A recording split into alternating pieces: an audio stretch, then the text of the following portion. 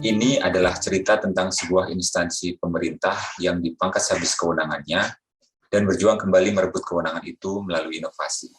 Pada dekade 1970-an, saat Indonesia sudah mulai bangkit dari keterpurukan ekonomi, banyak desakan kepada pemerintah untuk menertibkan pelabuhan.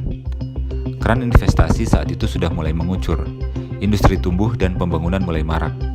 Arus barang impor dan ekspor meningkat pesat. Saat itu, prosedur resmi pemeriksaan pabean bagi barang impor maupun ekspor adalah melalui pemeriksaan dokumen dan pemeriksaan fisik atas semua barang tanpa kecuali. Tentu prosedur ini memakan waktu yang lama. Prosedur demikian dirasa sudah tidak kompatibel. Prosedur ini hanya akan menambah biaya bagi pelaku ekonomi di pelabuhan. Ekonomi biaya tinggi makin menjadi. Memasuki dekade 1980, dunia mengalami krisis. Dari embargo, perang hingga terguncangnya harga minyak dunia. Sebagai eksportir minyak, Indonesia juga terkena imbasnya. Ekspor yield turun 9% pada tahun 1982, berbarengan dengan defisit transaksi berjalan yang meningkat dari 1 menjadi 6%. Dengan tidak stabilnya harga minyak dunia, APBN menjadi terganggu. Agar selamat, Indonesia harus lepas dari ketergantungan minyak.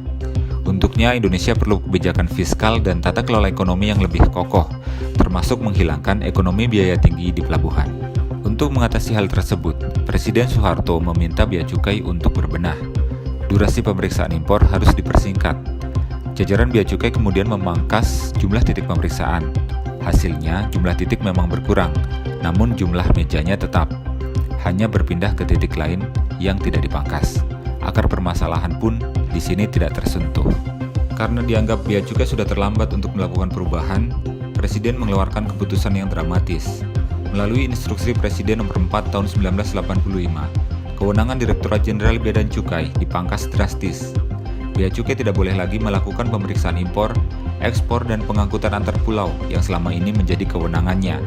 Bea cukai hanya boleh memeriksa barang impor dengan nilai di bawah 5.000 US dollar, nilai yang sangat kecil. Yang lebih dramatis, tugas dan kewenangan bea cukai digantikan oleh pihak swasta. Pemerintah menunjuk PT Sukovindo untuk menggantikan bea cukai. Sukovindo kemudian menunjuk SGS, sebuah perusahaan surveyor yang berpusat di Swiss untuk melakukan pemeriksaan barang impor tujuan Indonesia sebelum dikapalkan. Saat itu di dunia belum mengenal konsep New Public Management ya.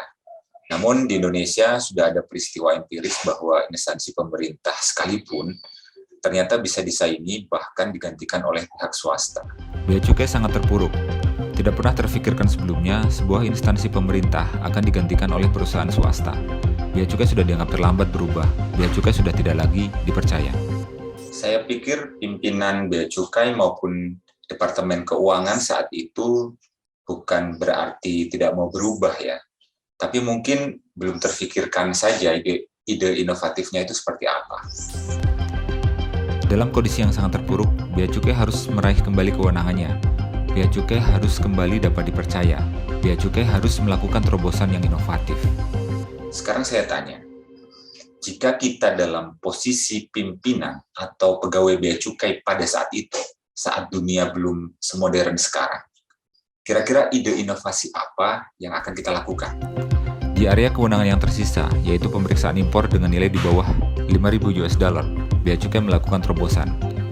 Pada tahun 1990, bea cukai memperkenalkan prosedur baru yang bernama Custom Fast Release System atau CFRS.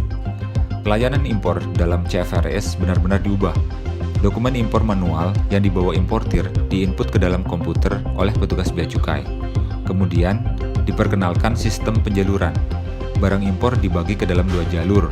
jalur merah dan jalur hijau berdasarkan kriteria tertentu. Tidak semua barang impor diperiksa secara fisik lagi. Hanya bagi yang terkena jalur merah sajalah yang diperiksa secara fisik. Waktu itu belum ada e-government di Indonesia, tapi Bea Cukai sudah menggunakan teknologi dalam pelayanannya. Jangan dibayangkan seperti sekarang, komputer pada saat itu adalah barang mewah yang langka.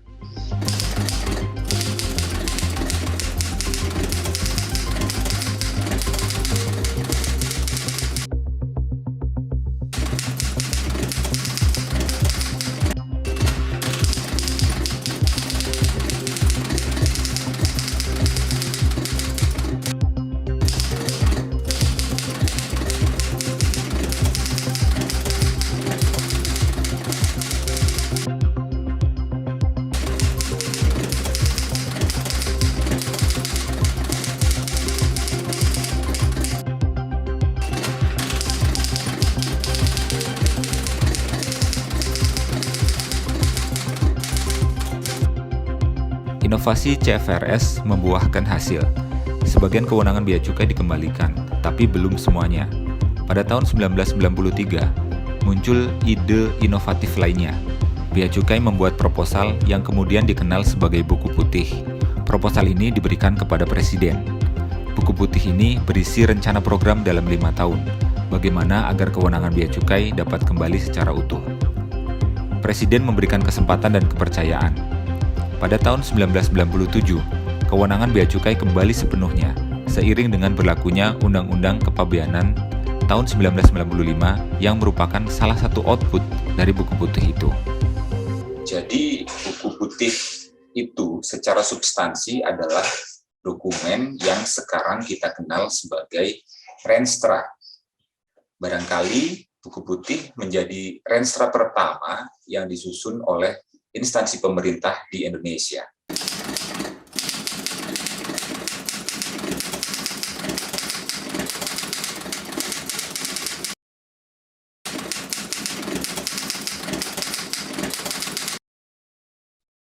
Pertama, kita sebagai aparat birokrasi harus percaya bahwa birokrasi sekalipun bisa musnah dan digantikan oleh pihak lain. Yang kedua, agar dapat menghadapi perubahan, kita, serendah atau setinggi apapun posisi kita dalam birokrasi, harus bisa memperhatikan konstelasi lingkungan global, apalagi yang berdampak pada instansi kita.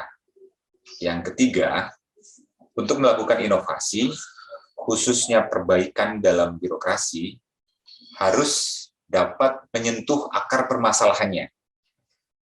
Dan sejarah bea cukai ini juga mengajarkan kepada kita bahwa inovasi tidak hanya untuk menyelesaikan masalah, tetapi juga dapat menyelamatkan masa depan.